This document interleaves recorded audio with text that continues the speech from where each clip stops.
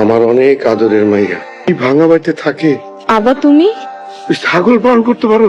শিখা ফেলাইছি। আমার রাজপ্রাসাদ ফালে এনেই বাস্তবতা জীবন তুই মাইনে নিলি। আমার জামাই ভাঙা ঘরই আমার কাছে রাজপ্রাসাদ। লিডার এসেছি পরীক্ষা, তুই জামাই নিয়ে বাড়ি চলে আসিস। মিষ্টি পাইলা কই? আব্বাই আইছিল আমার ঘরে যাইতে কইছে।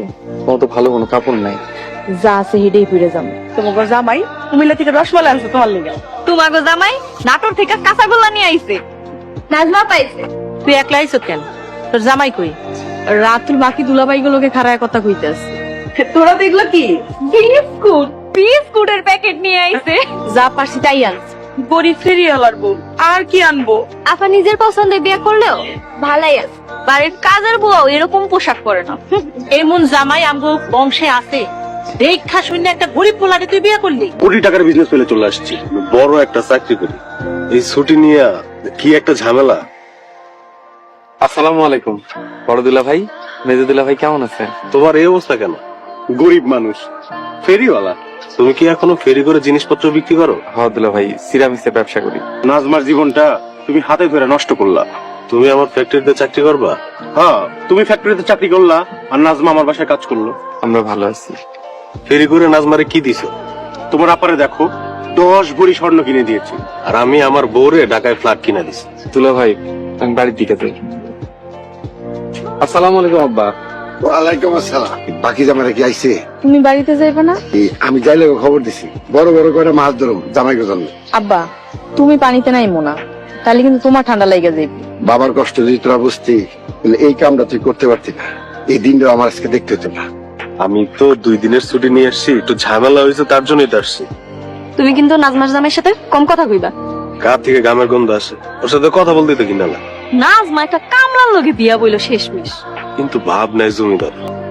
তুমি কিন্তু অগো সামনে বেশি বেশি ভাব নিবা। আমার সামনে ওর বিল আছে। দুলা ভাই, কালকে থেকে আমার এসএসসি পরীক্ষা, আমার লেগে দোয়া কইরেন। সারমেশা বাইরে হেন। আপা, ছোট ভাইছে। গিয়েছে রাজমা, চিল্লাইতেছিস কেন? এত কিছু কইরা এখন কিছু না জানার ভান করতেছো। কি বলতে চাস পরিষ্কার করে বল। ঝগড়া করো। তোমারে গুন্ডা দিয়ে মার খাওয়াইব আর আমি চুপ কইরা থাকবো? গুন্ডা দিয়ে জামাইরে কে মারছে? আমার জামাই গ্রামের ফেরিওয়ালা। আব্বাই আমার জামাইরে গুন্ডা দিয়ে মার খাওয়াইছে, লগে জিনিসপত্র লয়ে গেছে। আমি তো কারো মারতে কইনি, আমি খোঁজ নিয়ে দেখতেছি কেরা মারছে জামাইরে। আর ভালো শাস্তি হইব না, আমরা বড় লোক হমু, কেউ আমাকে ঠেকাইতে পারবো না। ফেরিওয়ালা দেখে জামাইটারে এইভাবে লোক দিয়ে পিটাইলেন আপনি?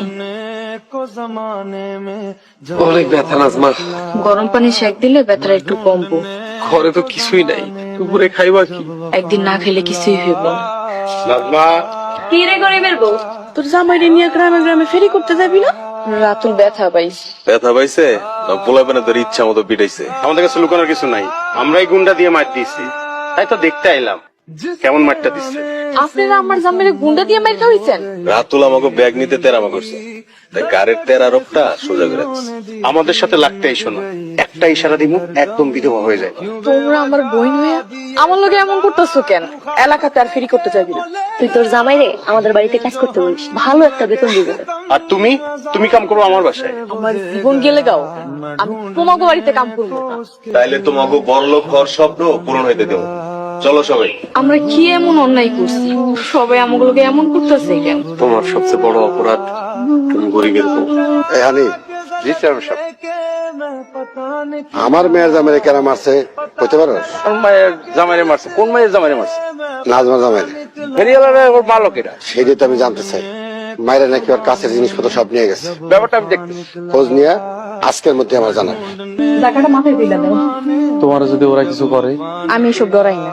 তুমি থাকো, আমি না অন্য এলাকাতে যাবো। তোমার এই অসুস্থ শরীরে তুমি যাইবা, না গেলে চলমু কেমনে? আমি থাকতে তুমি এত চিন্তা করো কেন? তুমি আর এই সংসারে লেগে কত কষ্ট করবা? আমরা গরিব মানুষ, আমাকে যুদ্ধ করেই বাঁচতে হইব। জায়গাটা মাথায় তুলে দাও।